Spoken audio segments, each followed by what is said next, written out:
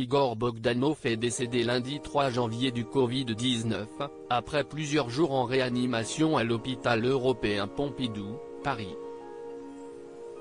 Sa mort est survenue 6 jours après celle de son frère jumeau Grishka Bogdanov, dans le même hôpital, pour le même motif. C'est l'agent d'Igor Bogdanov qui a annoncé le décès du scientifique par le biais d'un communiqué envoyé à l'AFP. Quelques minutes après l'annonce du décès, l'avocat des deux frères invités sur le plateau de BFM TV a exprimé sa tristesse face à la disparition du duo emblématique. C'est une immense tristesse de les voir partir tous les deux, pour nous tous.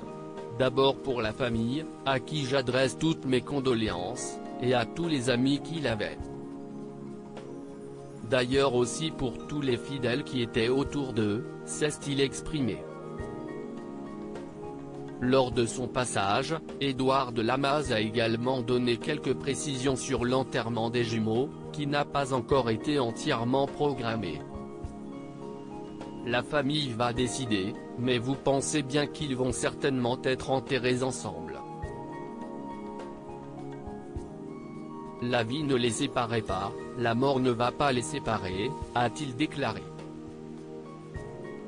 Igor et Grishka sceptiques au vaccin, mais respectueux des gestes barrières. Le décès du duo emblématique est sujet à beaucoup de discussions, notamment à cause du fait que les frères Bogdanov n'étaient pas vaccinés, à la grande surprise d'un de leurs proches. Étant très sportif, sans un gramme de graisse, il croyait que le vaccin était plus dangereux que le virus.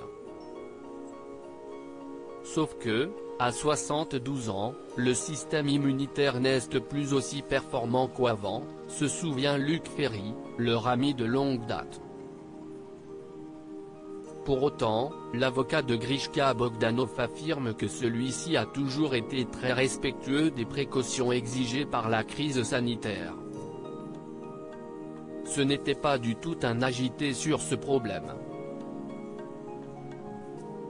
Il a été, au contraire, très respectueux des gestes barrières quand il venait me voir au cabinet, il prenait toutes les précautions, avait déclaré Édouard de Lamaze le lendemain de son décès, survenu le 28 décembre.